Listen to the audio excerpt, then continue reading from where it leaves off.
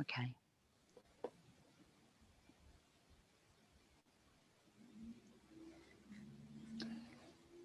Tēnā koutou, tēnā koutou, tēnā koutou katoa. Warm welcome, warm greetings to everyone. Thank you for making it today.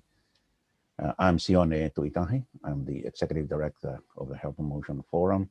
It's a pleasure and it's my honor to welcome you today to this workshop. And the title, as it is on the screen, The Next Steps, looking at how to enhance the capacity of your organization and health promoters on applying Te Tiriti to address the determinants of health. We have a wonderful lineup of panel of speakers. Mr. Trevor Simpson, the Chief Maori Advisor at PHARMAC in Wellington. Dr. Heather Kane, the Head of Public Health at the Auckland University of Technology. And of course, Dr. Alison Blakelock, former Executive Director of the Health Promotion Forum of New Zealand. But before we begin, as we always do, we start with karakia.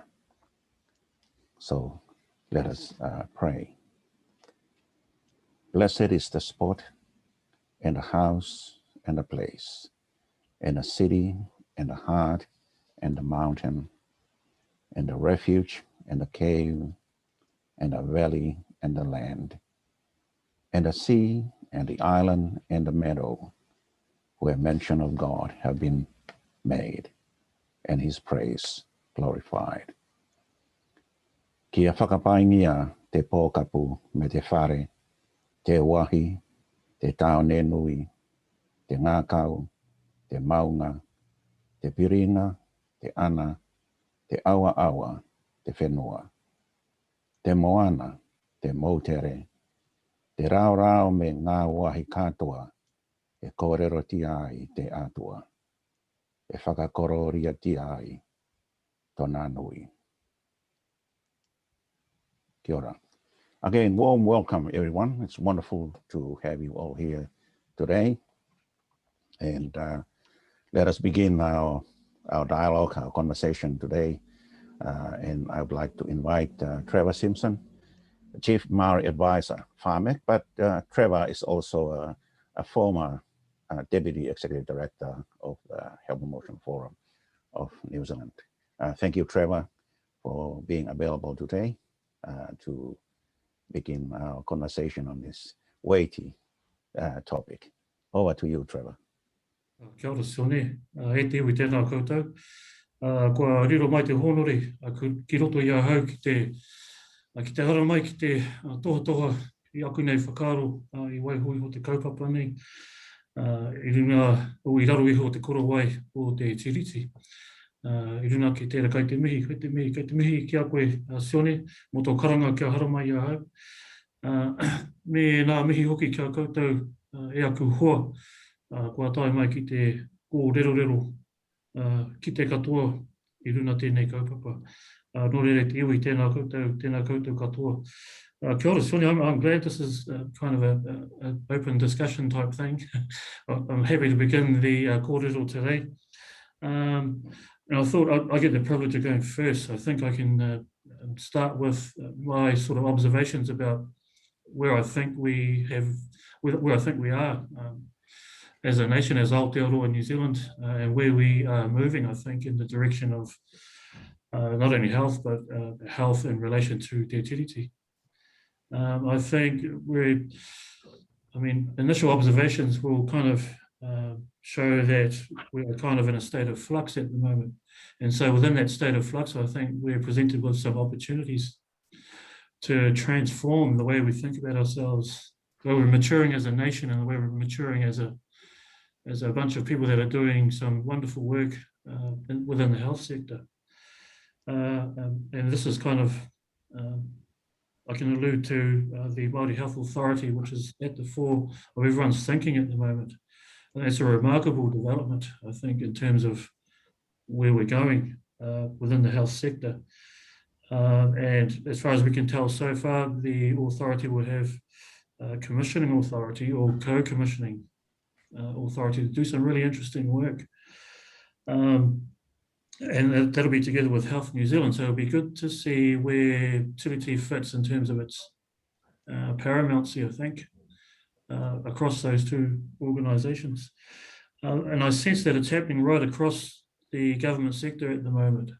So wherever you look, there's this growing expectation, I think, that Te Tiriti is something of critical importance, and that each and every one of us working across the government sector needs to be not only cognizant of it, but needs to build something into the work that they're doing that reflects that.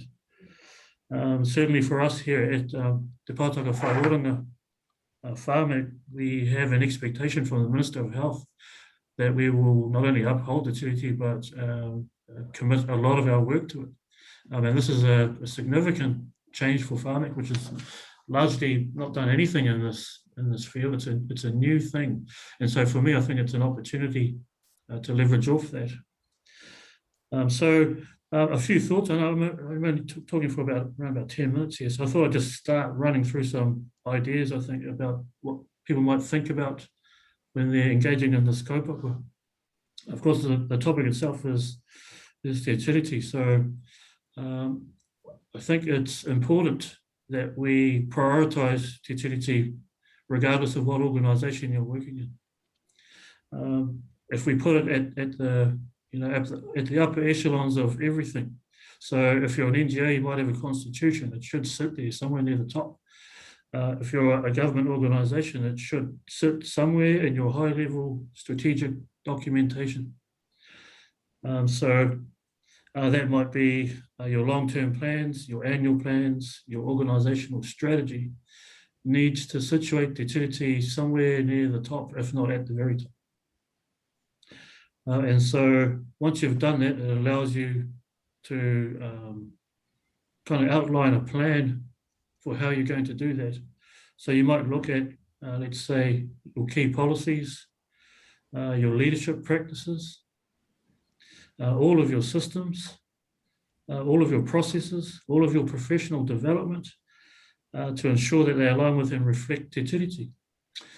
So it applies to each and every one of you that are working in the organisation, just not a select group of people.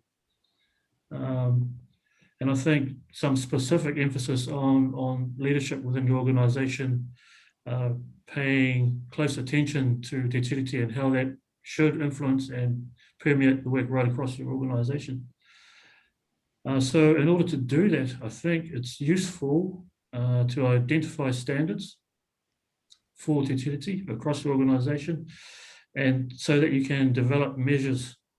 And so if you develop measures, what that does is it shows you how you're progressing over time.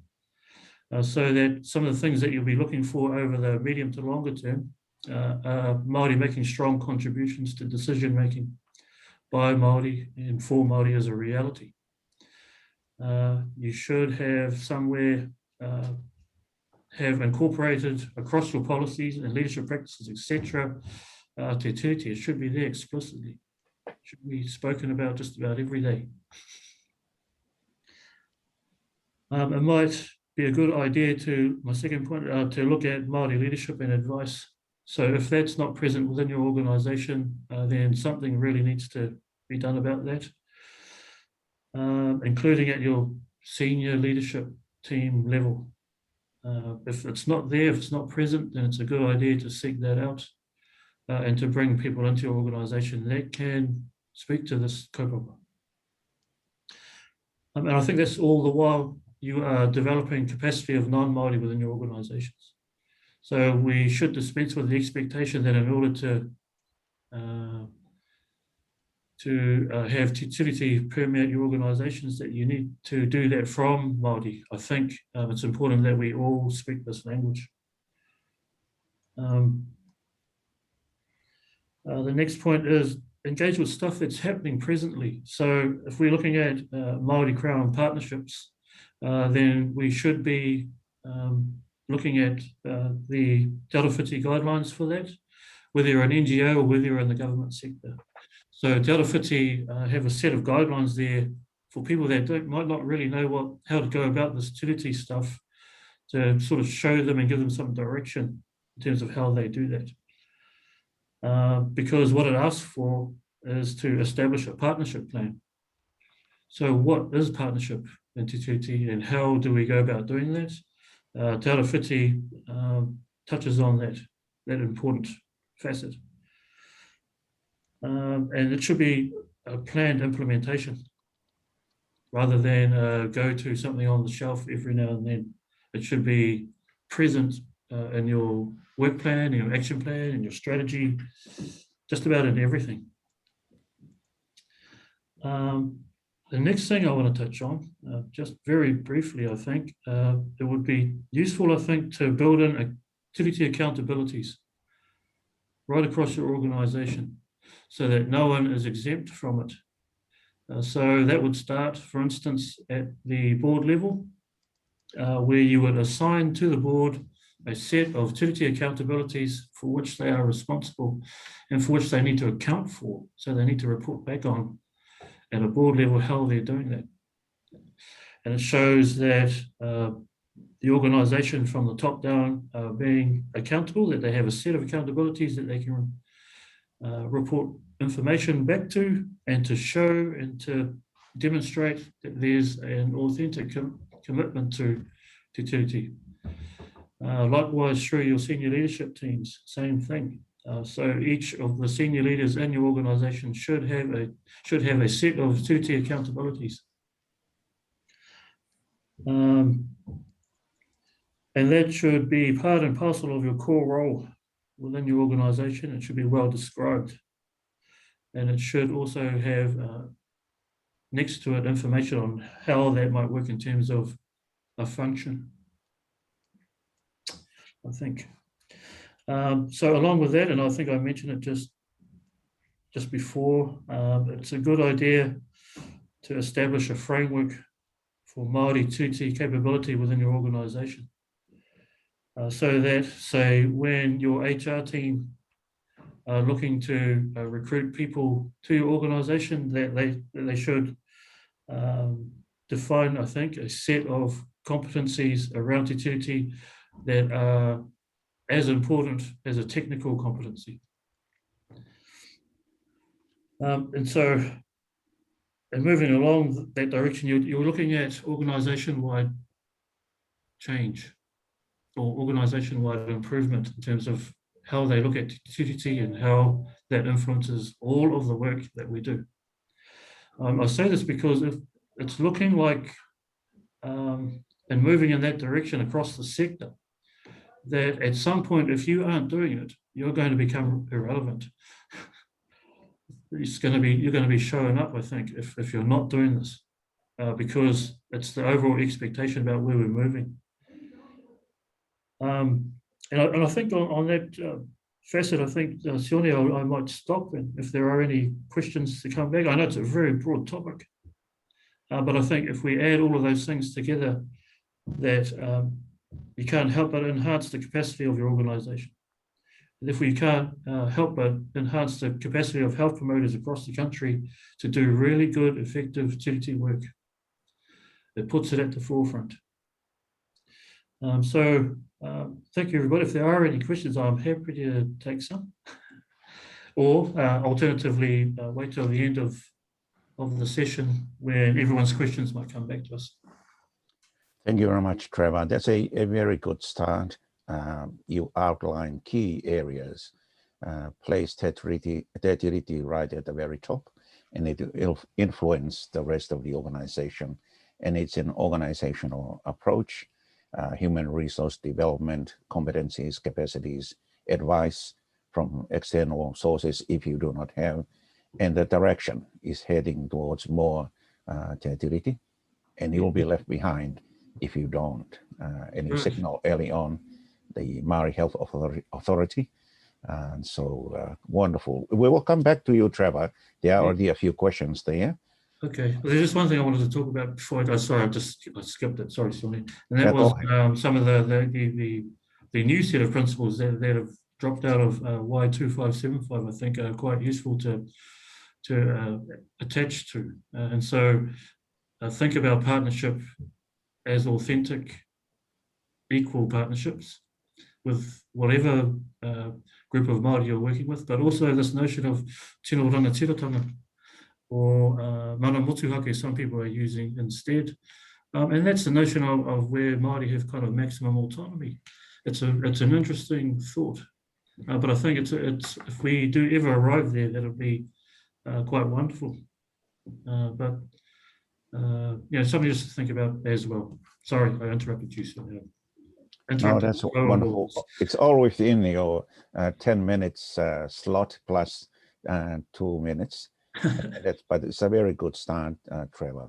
And we will come back to you.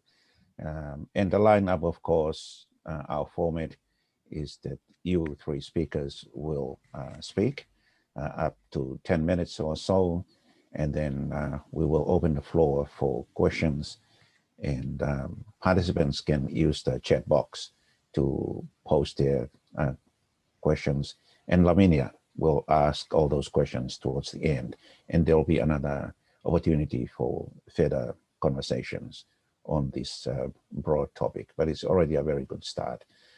And for those of you who have just joined, I noticed you have just had Mr. Trevor Simpson, former Deputy Executive Director of the Forum, but is now Chief Maori Advisor with PHARMAC in Wellington. Our next panelist is Dr. Heather Kane. Heather is the head of Public Health Department at Auckland University of Technology. Heather has led a lot of work on Te Tiriti, and also Heather is a former valued staff for the Health Promotion Forum of New Zealand. Again, thank you, Heather, for being available for today. It's over to you now. Kia ora tātou. Te tangata tiriti ahau, ko taranaki te maunga, ko whangarapau te awa, ko ngā wai o horatū te marae. I tupu aki ahau I runga I te Ngāti Wai whenua ka whenua te kawara o maki toko kāinga nāenei.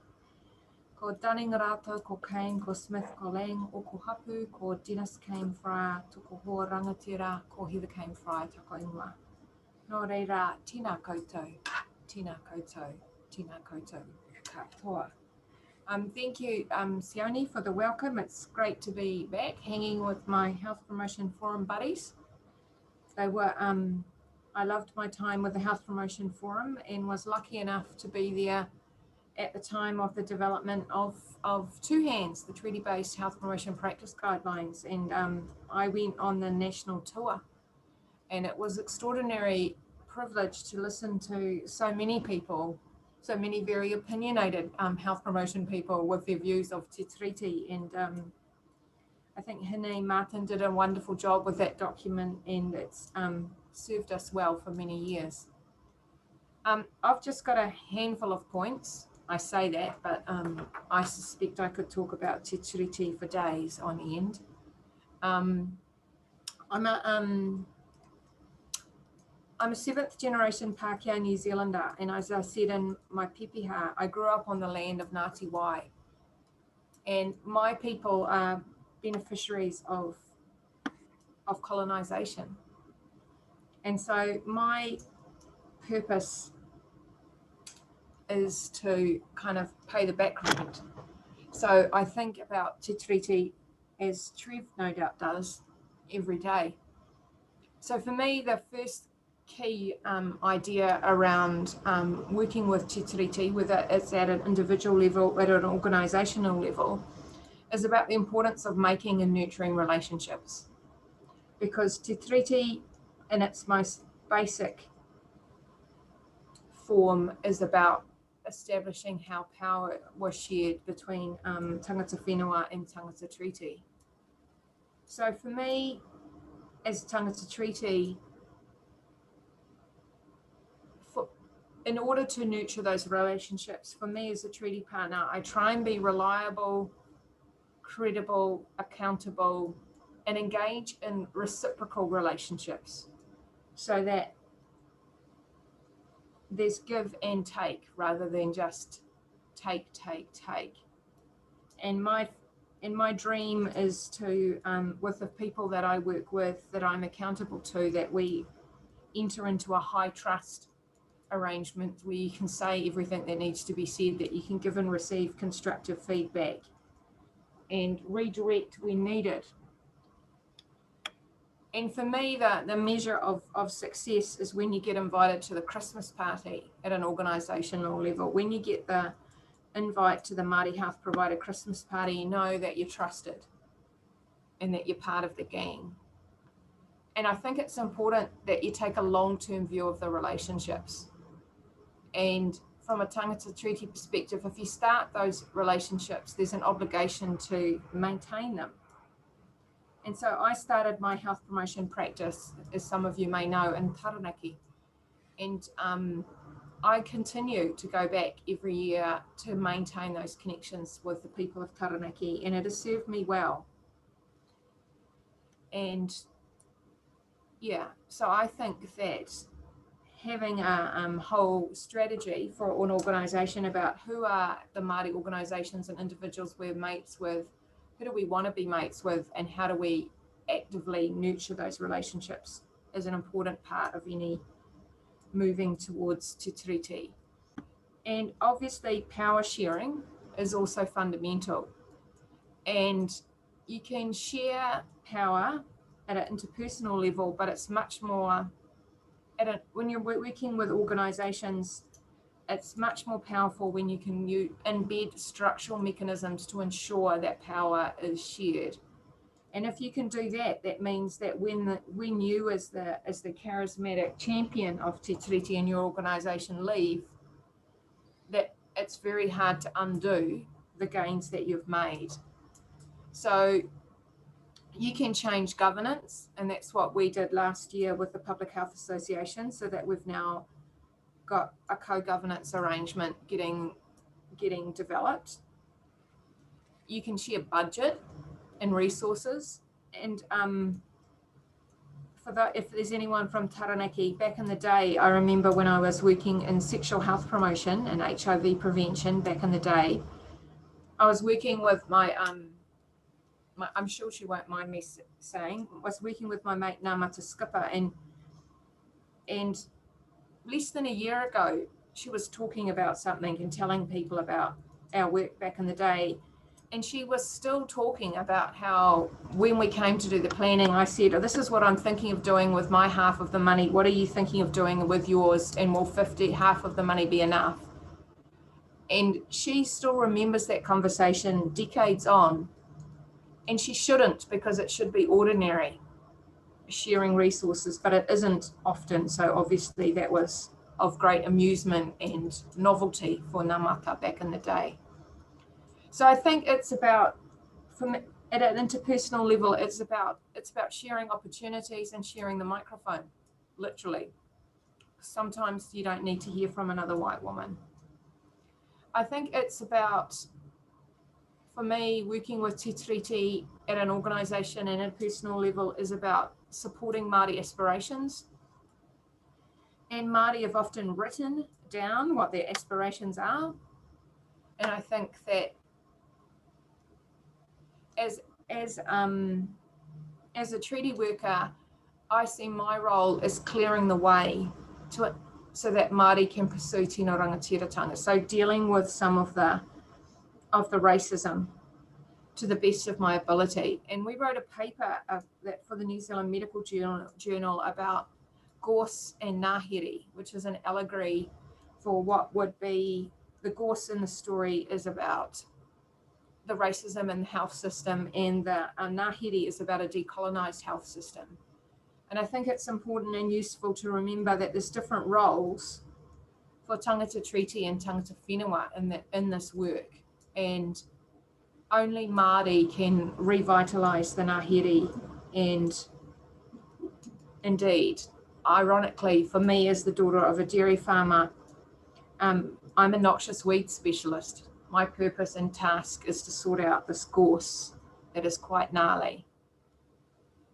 So lots of the stuff in terms of supporting Māori aspirations is about translating for Māori change agents so people can understand what people are asking for. It's about doing the emotional work to deal with the white fragility of some of our colleagues. And a practical way that I've really enjoyed being able to help and support Māori aspirations in recent years has been preparing evidence for the Waitangi Tribunal. And that's been an incredible privilege and opportunity to use my ability to write to help document the racism and help generate ideas about how to disrupt it. And out of that process of doing that evidence, we've come up with this framework that you may or may not have heard about, which is called critical Te Tiriti analysis. And it's a methodology for reviewing whether policy or competencies or curriculum, or you can use it to analyze raw data, research data, but it's whether to tell whether things are Te Tiriti compliant. And it's based on the 5 elements of Te Tiriti informed by the Māori text. So I think that's a really interesting way you can support people by exposing whether things are Te Tiriti compliant. And that's a 5-stage process. And the final stage is the most interesting, which is the Māori final voice. So you can't do a critical Te Tiriti analysis unless you're collaborating with Māori, which is kind of cool. My other handful of points, because apparently you can never shut up an academic, is about the importance of fostering cultural good manners. And my friend Grant Bergen taught me of the term cultural good manners. And I think it's about having a go to learn basic te reo and tikanga so that you can function and engage in a bicultural way and participate occasionally in Te Ao Māori. So it's about having the courage to normalise wairoatanga, as Sione constantly demonstrates in his practice. So it's being able to sing, do karakia. It's about knowing when to bring kai. It's knowing how to manaakitanga and support, and knowing when to get up and tautoko. And some of the ways that I do that, interestingly, right here on the office, and today's Tuesday, so at 12 o'clock today in our office, we've got the soup kitchen. So a whole lot of our colleagues are all gathering to share soup and bread and engage in whanaungatanga. And so we've made it a structural part of every week during winter so that we can get to know and build relationships. And so for me, that's part of my contribution to fostering good cultural manners, as I'm modeling to my non-Māori colleagues about how to do it. Because, yeah, people before the soup kitchen, people didn't know each other's names, and now we're building relationships that have spanning years, which is wonderful. Another thing that I think is absolutely critical in relation to this mahi is to ensure that we get equitable outcomes. So it's always having an eye to equity, and if you're doing something that is increasing inequities, you've just got to stop. I remember when I started working at one DHB that I worked for, and I went through and looked at our contract, and I would say 70% of the work of the workers were white women, and maybe over half of the work was pitched at white women. And so, of course, most of what we were doing was increasing inequities. And so it was quite the process to reorientate what people have been doing for a very long time to change the workforce and to change the nature of the work that we did. But it's about just being really clear, is this or is this not increasing inequities? And then, and part of what we're doing, and so that's about thinking about what is the evidence about what's increasing and decreasing equity. And one of the projects that I'm working on at the moment, that hopefully the paper will be out soon, is that we did official information requests to all of the DHBs to ask them if they were going to become a living wage employer. Because we've done previous work to show the gross underrepresentation of Māori and Pacific within senior levels of the health sector. And from that study, we learnt, not surprisingly, that Māori and Pacific are at the bottom of the levels of the health system. So if the DHBs become living wage employers as the major employer in most of the regions where they exist, you've suddenly got an opportunity to lift the health status of Māori and Pacific people in those areas. And so we're doing a paper advocating for the DHBs, or whatever is the next manifestation of the health sector, to take responsibility in the health sector to lead in the living wage space. So that's something that we're doing that's really concrete around addressing the determinants of health. My final point is that anti-racism is a verb. It is not a feeling. So it's great to read the inspirational books and texts and get well informed. It's much more interesting to me what you then do. So this is an invitation to do. And I'm part of a boutique social movement that Trev's the co-chair of, which is to stir, stop institutional racism, and we'd love to see you help us. Last year we ran, with 49 partner organisations, we ran probably the biggest anti-racism virtual event in the history of this country and got 15,000 registrations. Next year we're hoping to get 20. So if anyone wants to help, no mai, haere mai, come and join us. We're on the Facebook and we've got a website. But if you're thinking about the nitty gritty of how do organisations change, I recommend you read the work of Jen Margaret. She's written a book about how community organisations can embrace Te Tiriti, and you can download that from the Treaty Resource Centre website. I'll put it in the link, and I can put a link in about critical Te Tiriti analysis. And I wanted to say that you can still get copies of our Te Tiriti-based health promotion book that the Health Promotion Forum collaborated with us on. And if you're looking for more nitty-gritty information about Te Tiriti, this is the textbook I recommend that you can get as an ebook for $20, which has got all the nitty-gritty details about Te Tiriti. And my final point is that we've just written a paper that's under review for ethnicities, for anyone that's nerdy, that critiques the Cabinet circular that came out last year, which is the first time there's been advice for policy analysts about Te Tiriti since the 1980s. And so me, Dominic O'Sullivan and Tim McCreena have critiqued the heck out of that because it's a little inaccurate and a little problematic. So that paper will be out with the latest technical calls on Te Tiriti. But all the best, it's all about heart and wairua and magic and relationships. And it's the best of, it's a grand adventure, and it feels good pursuing social justice and doing the right thing. Kia ora. Kia ora, Heather, and thank you very much. Those are significant points, focusing not only on the structures, but also your individual, personal and professional journey as a co-worker and a leader, in public health and health promotion, and your work in research, in academia, wonderful. Our next panelist is Dr. Alison Blakelock. And Alison is a former executive director of the Health Promotion Forum, a wonderful colleague and friend of all of us, not only the panelists, but we here, the team at the Health Promotion Forum. And Alison, thank you again for being able to join us today. It'll be great to hear your journey, leadership,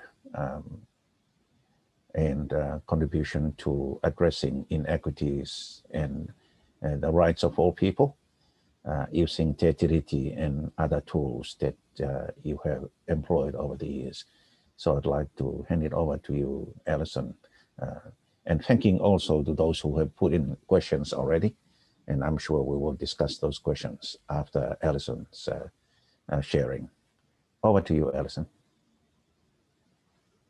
You are on mute still.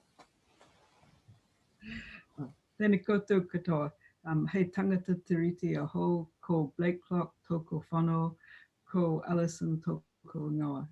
Tēnā koutou katoa.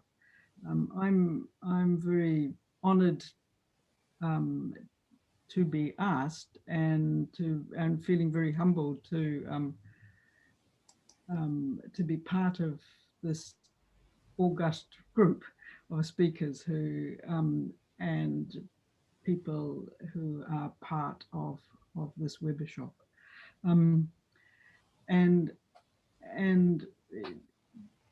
Trevor and Heather have already said some really important and valuable things that I can merely tautoko.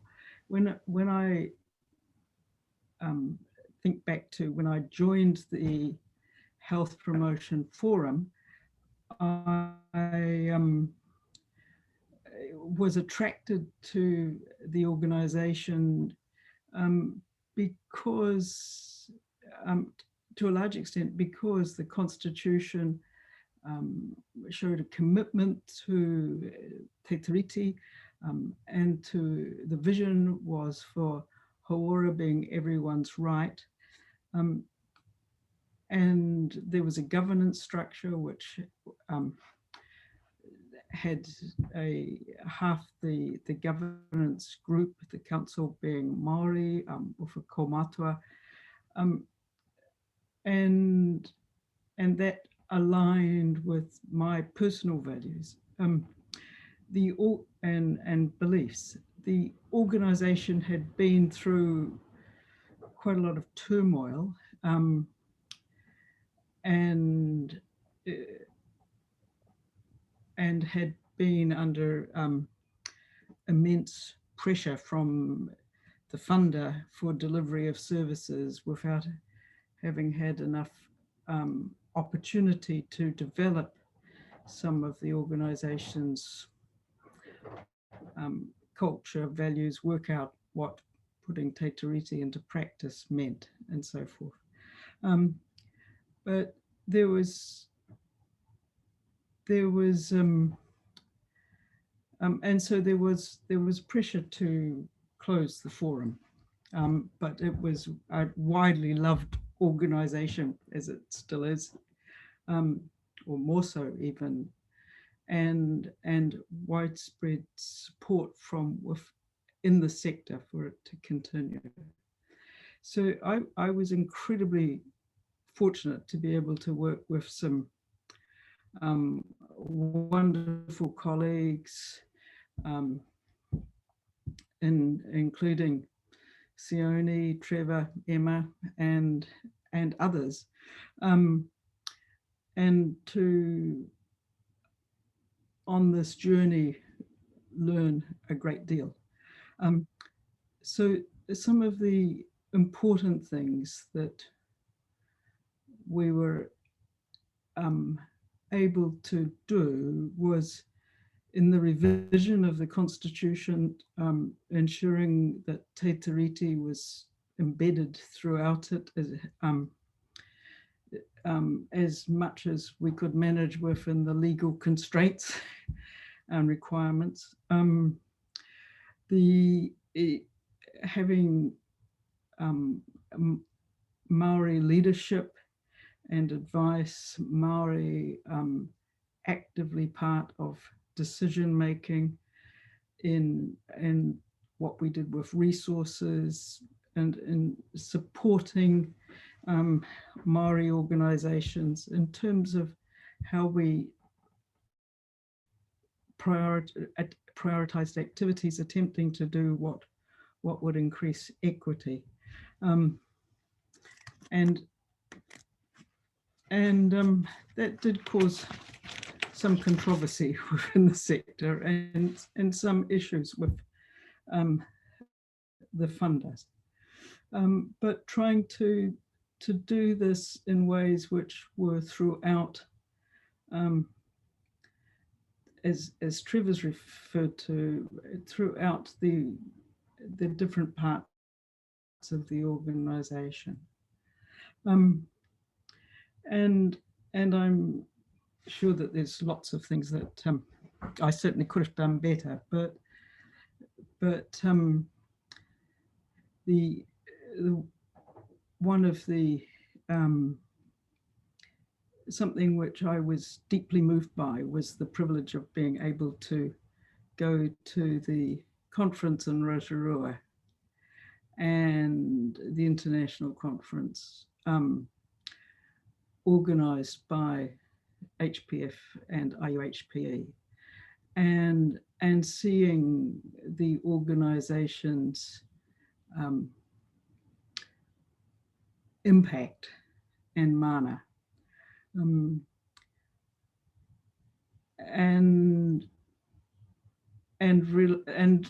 thinking, yes, I did the right thing by leaving, because it was people like Sione, Trevor, and others who were able, whose leadership could take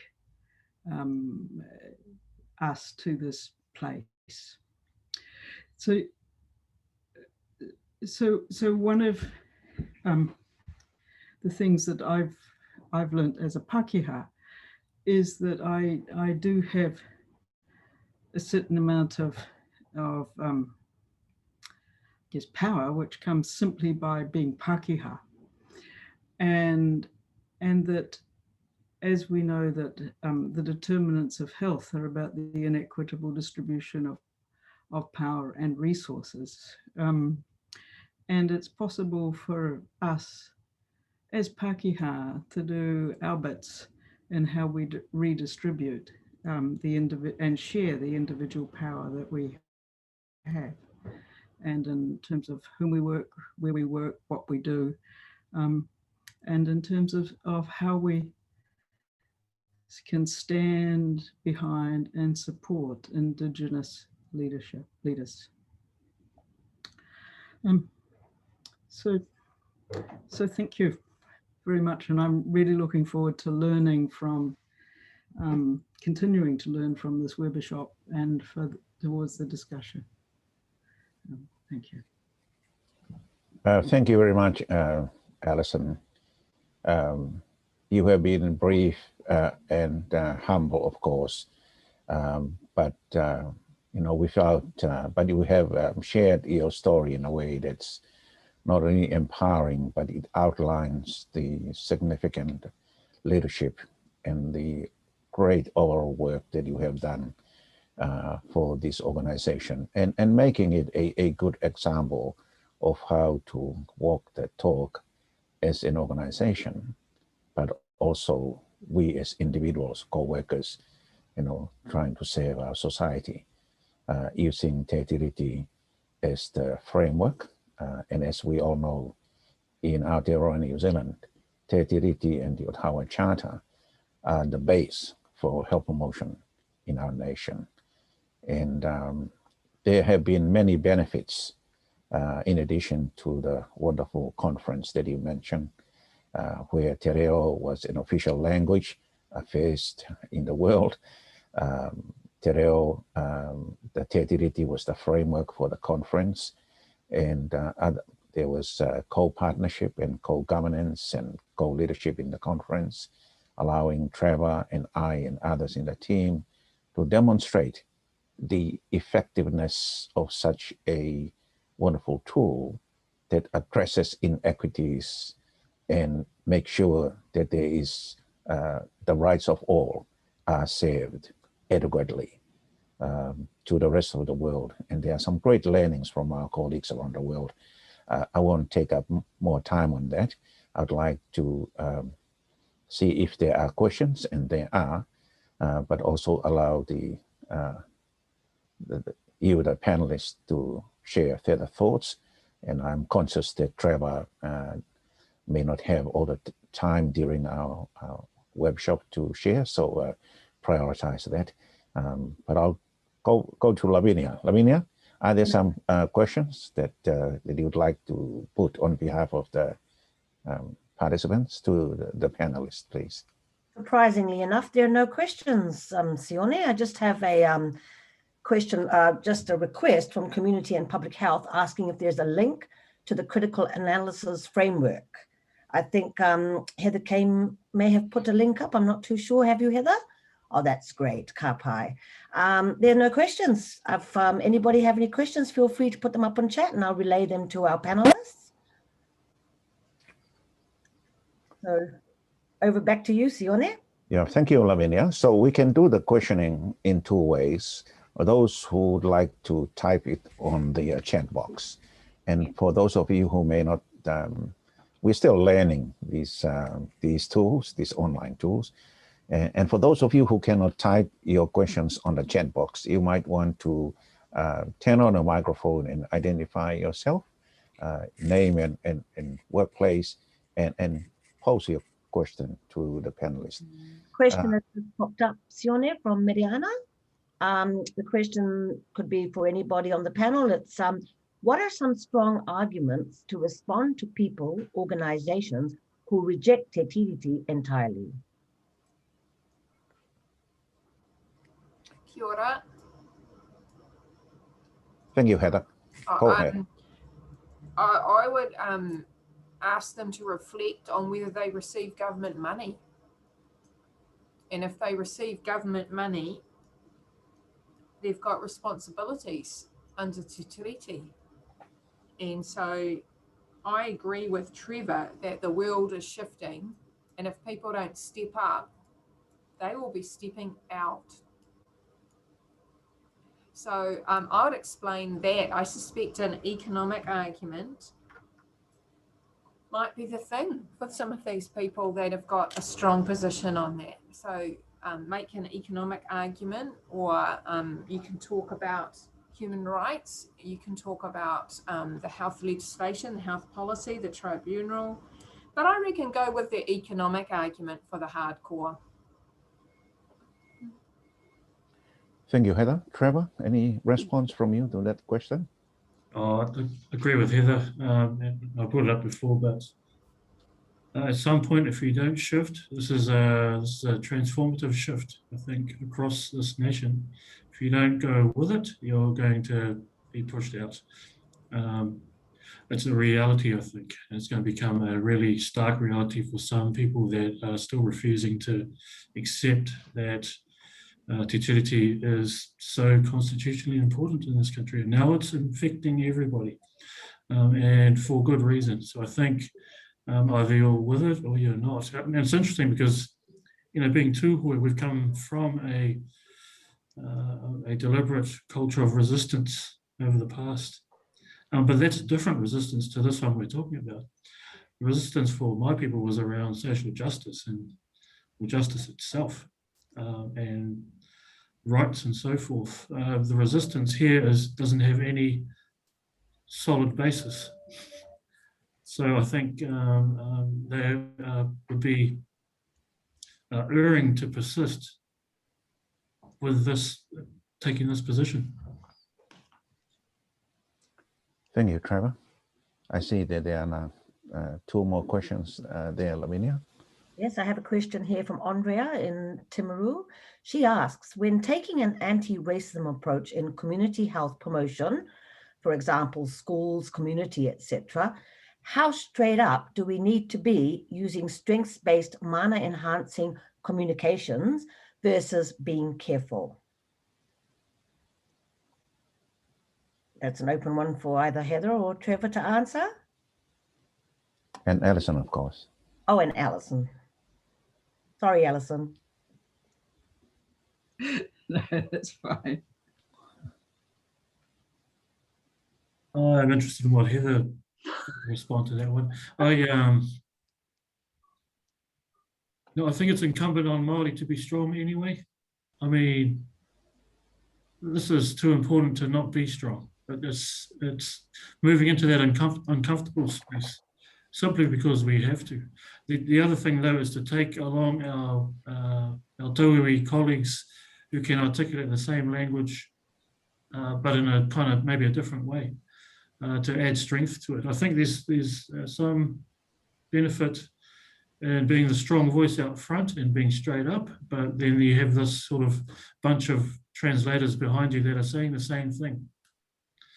And that kind of gives strength to it all. It's the hard place, but we need to do it. And we can't wait. We can't wait. I think it's about finding your voice and your style, and you need to do something that's authentic to you. So some people are up for the big brash conversations, And some people are up for the more gentle cup of tea maneuverings after the meeting and saying, oh, that was interesting that you said that. Can you tell me a bit more about that? So I think you need to tailor your approach to the people that you're trying to influence. But I definitely with you that Andrea from Te Maru, I think you need to be mana enhancing. Making people feel stink and small is not the way to get them on your side. You need to woo them. And yeah, so I do this interesting mixture of hard-nosed, and I also use humor depending on who I'm with. And usually I do both in the course of working with folk. How exciting. Yes, I it does. hope that dog's with me. Sure. Thank you, Heather. Alison, any contribution from you to this question? I think Just to leverage off that, I think if I could, sometimes it's nice to take a ngākau aroha approach to explaining things, as long as you're armed with the right information. We can do this in a loving way as well. Right. As well as a confrontational way if you want to. Thank you, Trevor. Alison, have you got any remark on this? sometimes we can find common ground with health practitioners around a shared concern for improving health, and that can be a way of a starting point with people whose views of Te Tiriti may be incredibly critical, and talking about the importance of Te Tiriti for actually addressing the health inequities. But sometimes it's those other approaches that people have talked about. Yeah, thank you, Alison. There are some other questions there, Lavinia, I can see on the screen. A question from Community and Public Health Canterbury. What if being a non-Maori health promoter stops a Maori from Maori from being in the role? How do we consolidate that? And again, the floor is open. Heather, Trevor. What we're looking at HR, what we're looking at PHARMAC in our HR team is elevating Mātauranga Māori as an important, critical competency for the people we're seeking. So whereas previously it used to be tagged on sort of at the end, where it would be nice if you had the reo and you understood tikanga Māori and stuff like that. It's elevated up a few levels so that if someone does have that, as well as the other technical competencies, then we might prefer them instead. Tēnā koe, Trevor. We have another question from Miriana, specifically for you, Trevor. What are some ways that PHARMAC have or are implementing in their policies or governance or anything? What is that process like in a big organization like PHARMAC? It's cumbersome, but I think one thing that we have here is an authentic aspiration to do better in this space. And so we have support at the highest echelons from the board, certainly across our senior leadership team and our CE. We have a refreshed Māori responsiveness strategy that was released for public facing in December. That was sort of co-designed by Māori and PHARMAC itself. So we had some really rich input from external Māori advisors, whether that was from academia or from the sector itself. So fully informed by Māori, strengthening our treaty approach. Interesting that Heather should bring up the critical treaty analysis. That was, we recommended that our policy team look at that. They are reframing our policies as we speak. And that was, I think, significantly informed by critical treaty analysis. I don't think we would have got there without it, actually, Heather. So now what we have is our whole policy team reframing the policy framework to situate Tiriti at the very top. And this is the first time they've ever done this. We recognise our shortfalls as well. I think we recognise that we need extra Māori advisory capacity, whether that's internal or external. So one thing I'm doing right now is to pull together a Māori advisory rōpū that will be providing strategic advice at the highest levels for Te Pātaka Whaioranga PHARMAC. We're also negotiating with the ministry to change the way our board looks. At the moment, we've only got one Māori in our board. We are working through a process whereby we might increase the level of Māori leading the organisation at that level. So it's multifaceted. I think it's hard to get away from when you're in an organisation like PHARMAC, doing it in a comprehensive way. So there's a number of things that we're doing kind of concurrently just to transform the way PHARMAC looks. One of the things I'm interested in is changing the identity of PHARMAC. So when people look at us, they see Māori in here. So up to this point, I don't think they have. And so there's a program of work to change PHARMAC over the medium to long term, and we're entrenching things in our high-level strategic documentation, which is critical. Thank you, Trevor. Wonderful to hear those that work and the progress you are beginning to make. Good luck with that. Thank you. Lavinia, any more questions? No more questions. Just a big thank you to you, Trevor, from Community and Public Health, for emphasizing the importance of streamlining from the top policies and governance right down to the ground. Great to see what you're doing there at PHARMAC, Trevor. Thank you. Over to you, Sione. No more questions? We are doing well with time. We're just over the mark of 1 hour. And so we have up to another half hour, to continue this conversation. And perhaps I'll go around the panelists again and see if there are other points that you would like to add on or to elaborate on points that you might have mentioned already, but also other things that might have popped up in your mind when you listen to your fellow panelists. I'm conscious that I was to be part of the panel, but at this point, I'm enjoying the moderation role that I'm playing. So I'll just hand it over to you, Heather, Trevor, and Alison to continue our conversation, our corridor. At some point towards the end, I will share briefly some of the good things that we are working on and making progress with here at the Health Promotion Forum, as Alison, referred to earlier. You first, Heather, if there are other points you would like to touch on. One of the things, given that both Trevor and I are here, we're co-chairs of STIR, which is our health advocacy group trying to end racism in the health sector. And there's 100 ways to do treaty-based. And the interesting thing about STIR is that we have no constitution. We have a bank account, a website, a Facebook page, and a core group, and then 600 supporters that stand behind us in the as associates of STIR. And it's interesting that it's all about relationships, Trev? Totally. That's how the dance is not formalized. It's just a bunch of people that like one another, that are committed to working together in a way that amplifies Māori voice and upholds Te Tiriti and disrupts racism. So we've got no infrastructure.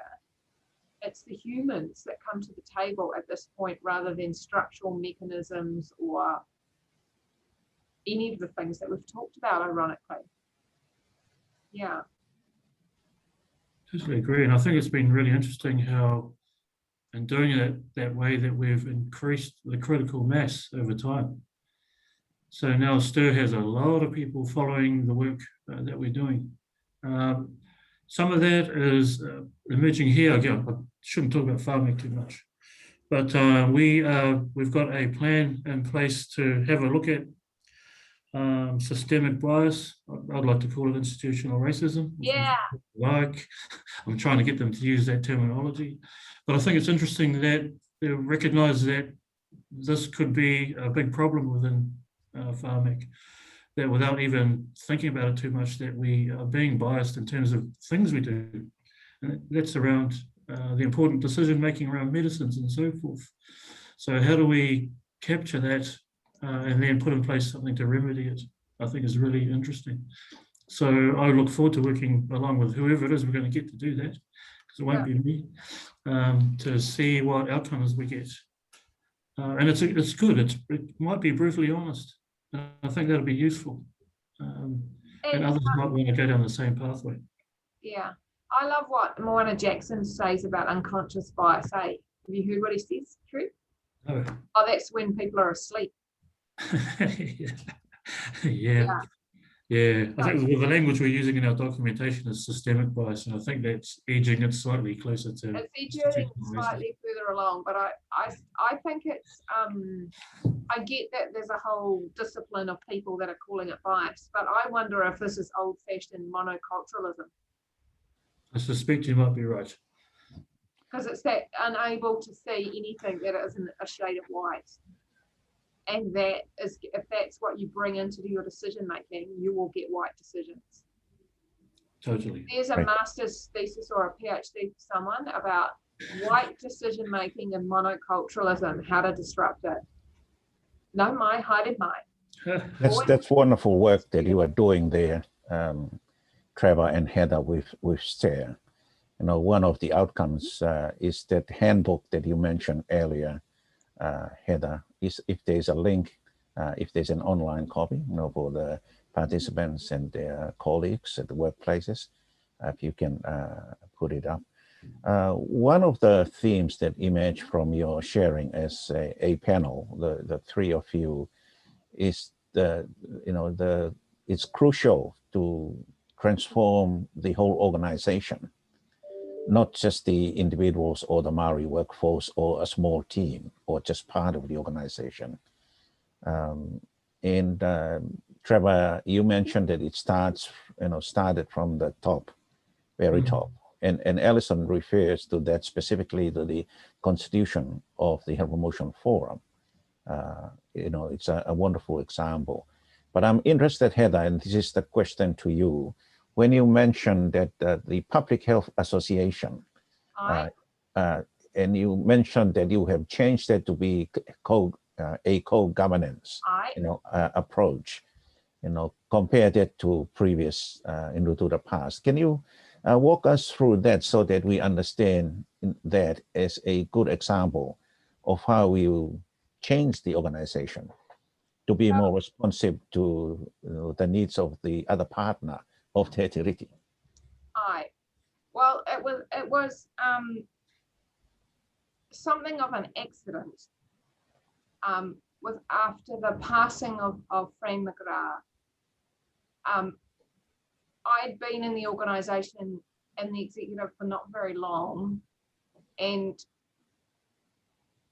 after getting seconded into the committee, they made me vice president, and then shortly after that, Fran passed, and so it was never going to sit right to be the accidental solo white president of our organisation. So we made interim arrangements for a year, and so I was president with Nick Coop for a while, and then it was Francis Kiwani. And so we started the paperwork to change our constitution, and we were dealing with a lot of matters because it was a complex year for us, 2020 and 2019. But we got a remit passed to say that we wanted to solidify that. And so the current executive is doing the nitty-gritty paperwork to make sure that we have co-presidents going forward. And interestingly, at the moment at the New Zealand Public Health Association, all the staff are Māori. And they're recruiting at the moment, so they may recruit someone that isn't Māori. But we wrote we wrote a strategic plan while I was in president that really amplified Te Tiriti and anti-racism work that has been a strength of the Public Health Association for a few years, given their connection with STIR. Yeah, so we've just been doing the paperwork and just doing a big reorientation, which has probably been long overdue for the Public Health Association. But I think it's really exciting what's happening. And yeah, we set up a branch since I left that role at the AGM. We set up a branch of the Public Health Association at AUT, and it's the first workplace branch in the history of the organisation. And we're working on a number of projects, and one of them is decolonising the curriculum here at AUT, which is pretty cool. And we're just trying to change our university. So we're doing a health promoting, trying to become a health promoting faculty. And part of that is to engage with mana whenua.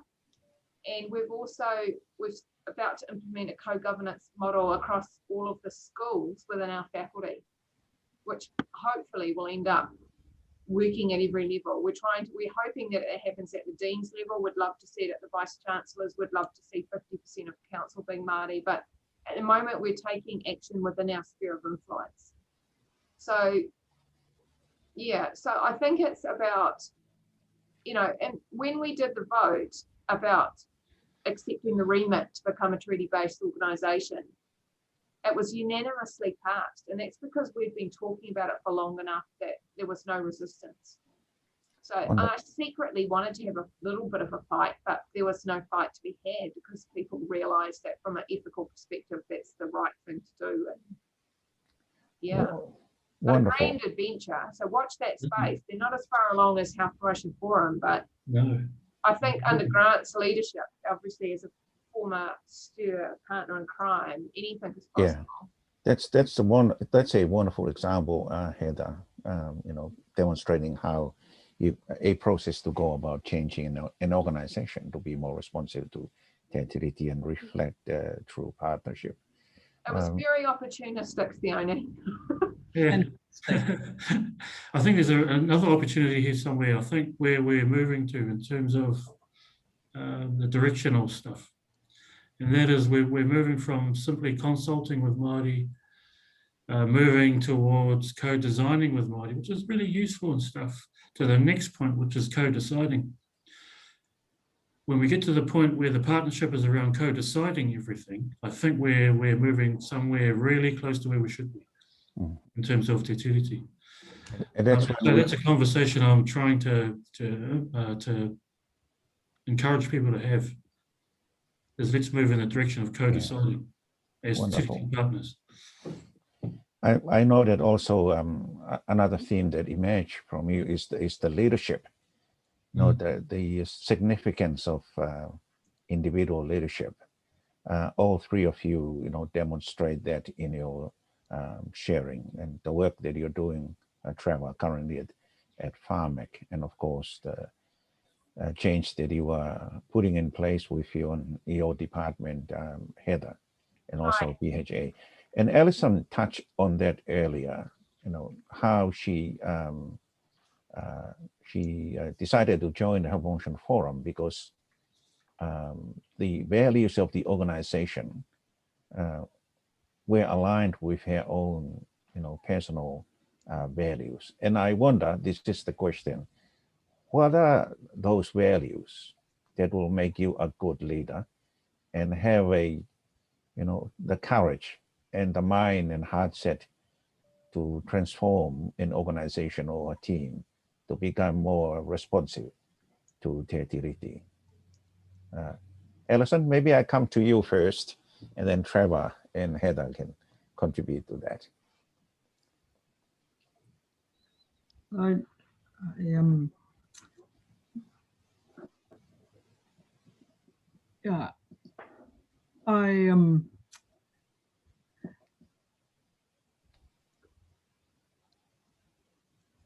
You are muted, Alison. I'm not sure how to answer. certainly I have a strong sense of social justice. And I think that that's very common among many of us working in health, both what can attract us to working in the sector and because of what we experience as health practitioners. Some of my sense of social justice also comes from my own past experiences and at a personal level and in terms of how I've seen other people treated. So that's certainly in my own experiences of discrimination because of having a disability. So that's certainly influenced my understandings of these issues. But what our work does, one of the wonderful privileges about working in health promotion is that it gives us an opportunity to put our values into practice and to find ways of doing that. And part of that is through Te Tiriti based practice. There's the wonderful publication from STIR about Te Tiriti based practice in health promotion in 2017. And I think that's one of the points that comes through in that publication when it talks about whanaungatanga especially. Thank you, Alison. That high sense of social justice and your experience on discrimination and racism that happens to oneself or others. Trevor, and then Heather. Yep, kia ora. Gosh, it's a big cope up with this leadership thing, or even values, I think, that go with leaders. I think one for now, just one facet. There's a number of them, of course. It's kind of a, based on my experiences with Maori leaders, is this notion of tāria te wā, and that is having a clear sense of what direction we're heading in, how we're planning that, our strategy for getting there, but with patience. So if I look even from the time I joined health and health promotion, the developments that have happened over 20 odd years have been quite stunning, actually. We had the beginnings and the foundations of stuff when I joined, but now it's really come to life. And that's kind of an example of having the patience and the fortitude and the persistence over time to get somewhere eventually. I don't know whether that makes sense. But that's something that I reflect on quite often. And I think about my tipuna who went through a similar thing. Thank you, Trevor. Heather? Can you repeat the question, please? I started the question by referring to Alison's reference to personal values aligning with the Health Promotion Forum's values. And that's one of the attractions for her to work at the Health Promotion Forum. And she mentioned that it's her high sense of, it's her sense of social justice and her experience with discrimination, you know, whether it's herself or others. And Health Promotion, you know, it has been a platform allowing her to be able to realize, to practice her values. So, similar question to you. Right. I came into health promotion in public health from a background in social justice activism. I have been involved in social justice activism since I was a teenager. And one of the things I love about health promotion is that only on one day have I ever got a no, you can't do that. And ironically, that one day was my mate Grant Bergen. And he let me do most of what I wanted, but on that one day he said, yeah, that's a step too far, Heather. And so for me, it's been beautiful, this work, because of that alignment of values. But again, for me, ending up being a senior person, being a leader in our field is odd because it feels like it's an accident. But I've been around for a long time, And I love that it's about lifelong learning, and there's always more to learn. And I love that the care, and I feel very lucky, the people that have invested time into my development, so that I know what I know, because it's not an accident. I was groomed. I was groomed by strategic people that thought, oh yeah, this woman's going to be of use, so we will teach you this, that, and the other. And they knew when they pushed the button that I wouldn't be able to unpush the button, and that I would become a lifer. And that's when you meet treaty workers, Pākehā treaty workers that have been in the game as long as me, like 30 plus years, you know, often we were kind of, somebody just took us aside, pushed the button and sent us on our way, and that is then becomes our path. And it's a very special path to walk. And certainly it's seasoned by lived experiences of discrimination as a bisexual woman, and as you know, as a feminist, and all of the things I've lived and experienced. But let's end the isms, let's end racism, let's get Te Tiriti just so ordinary that we don't have to correct people that are using the English version and harping on about partnership, participation and protection. Let's get real about it.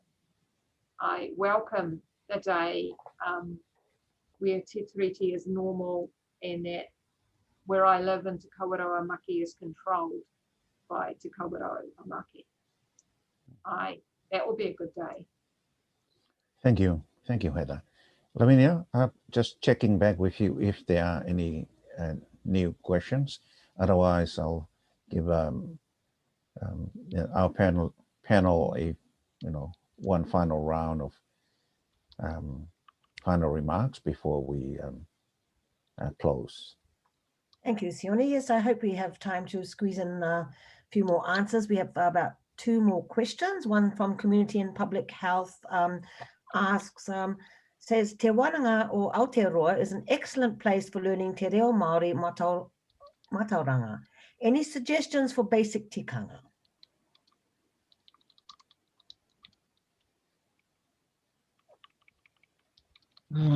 Build a relationship and a partnership with your local marae. Go there and meet them, talk to them, listen to them, learn from a place where you're already at. You could go to and learn in class, of course, and that's always useful. But I think there's this added element of being in an environment that that nurtures you through it, rather than teaches you through it. Yeah, Thank you, Trevor.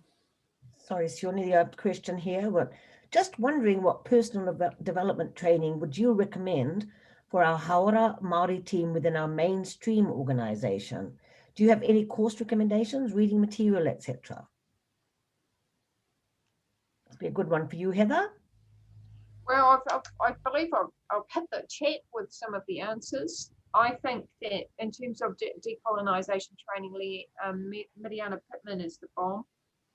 And obviously it's always important to endorse your friends' work. So Tanya and Grant's Māori Leadership Program.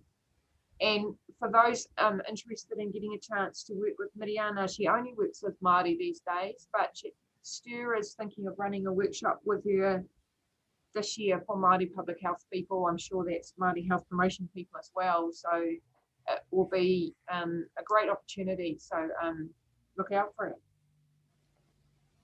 And of course, part of the cunning plan of HBF is to create a whole nation of health promoters. I think if you haven't done it already, that you might want to think about doing the health promotion short course. It's certainly foundational. It influenced me, actually. And I'm sure other people that have been through that course, I would highly recommend that as a good starting point if you haven't already done something like that. All right. And Stu, also we run an annual anti-racism masterclass that can be fabulous. It's up at the Kōtari Centre for Social Change. We haven't released the dates. You'd need to follow that on Facebook. Last year it sold out within a week, so you'll need to keep a vigilant eye or you'll miss out. But it's usually towards the end of the year after we've finished marking. That's great fun. Wonderful. Thank you for those responses, Heather and Trevor. We have 5 more minutes before we wrap up. Any final remarks? Any gem of wisdom that you might not have shared? It's wonderful, Trevor, to have you all throughout the session. I thought that you might leave early. I got someone to change my diary around a bit. So great. So over to you, Trevor, for any final comments, and then Heather, and of course, Alison. I might have used them all up. No, well, perhaps one thing then, just to end this on. I think remind yourselves of that sort of deep sense of responsibility and obligation to the work you're doing. It's about serving others. I think above all else, I think that there's the notion that what you're doing is very, very important, and that you have an obligation, both an obligation and responsibility to do it as best you can. And if we all did that sort of collectively, that we should see something quite beautiful at the end of it all. And I think that's me. I think, but kia ora, Sione, and kia ora everybody. I think I'll end me here because I'm going from meeting to meeting, so I need a bit of time to make it. But just he mihi atu rā kia koutou a te huna kua whakaronorono mai rā I roto I tēnei kaupapa. Me nā kōrero I tohotia e te paipai, me koutou hoki o HPF, he rawe kē ki te kite a koutou anō, kua hotu te manawa, kua harikoa te nākau, ki te hara mai ki te kōrero kia tātou katoa, moera I runa ki te rā, kai te mihi kia koutou. Tēnā koe, Trevor. Kia ora, Trevor. Thank you very much. Heather, any final comments? Kia ora. Lovely to be part of the kōrero today. Always happy to talk to Te Tiriti. I just shout out to my sister-in-law, Susan De Silva, who's one of the matriarchs of the Pākehā Treaty Workers Movement, who is a social worker now at Whangarei Boys High School, of all things, now in her 70s. But she's coming to stay next week, so I think about her. And she taught me that how you do anti-racism is that you have a go, you reflect, and you have another go. And that is the whole formula. And that's the challenge and the opportunity is to reflect and to learn. Reflective practice is at the heart of anti-racism practice and Te Tiriti-based practice. And good luck. And happy Pink Shirt Day on Friday. I just want to show people, might have noticed that I was knitting. So I just want to show you the of knitting. We're going to yarn by a tree at South Campus on Friday morning, which will be a wonderful adventure. We've got 36 meters of pink knitting done by union members. So the issues are all connected, The issues are all connected. There you go. That's what I'm up to. Thank you, Heather. Thank you very much. Alison? Yeah, thank you. I'm just reflecting on how I've learned so much from people who've been before me and who've mentored me and nurtured me in my development, and seeing how that's continuing on, and seeing the leadership in the sector now is inspiring and encouraging as we continue in our endeavors to serve people. You're a champion. You're a champion. Yeah, thank you very much, Alison.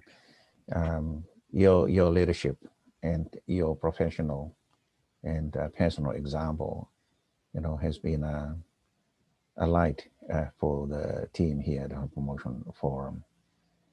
And for the three of you, Trevor has just messaged, he has left, but to all of you, Trevor, Heather, and Alison, thank you very much for your time, sharing your professional experience as well as your personal journey, addressing what needs to be done at the institutional level, and equally important, the transformation that needs to happen at the individual, personal level.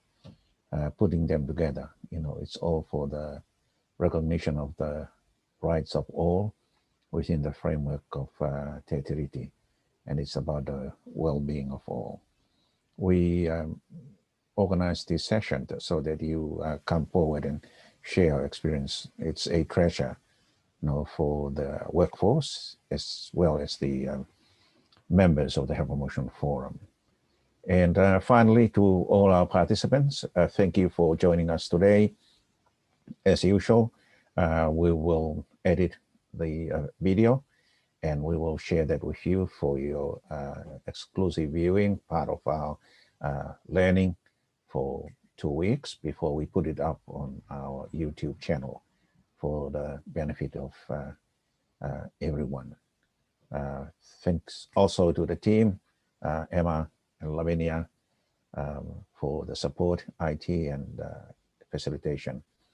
And hopefully we will send out the video on time. But again, thank you very much for your participation, and thank you, everyone.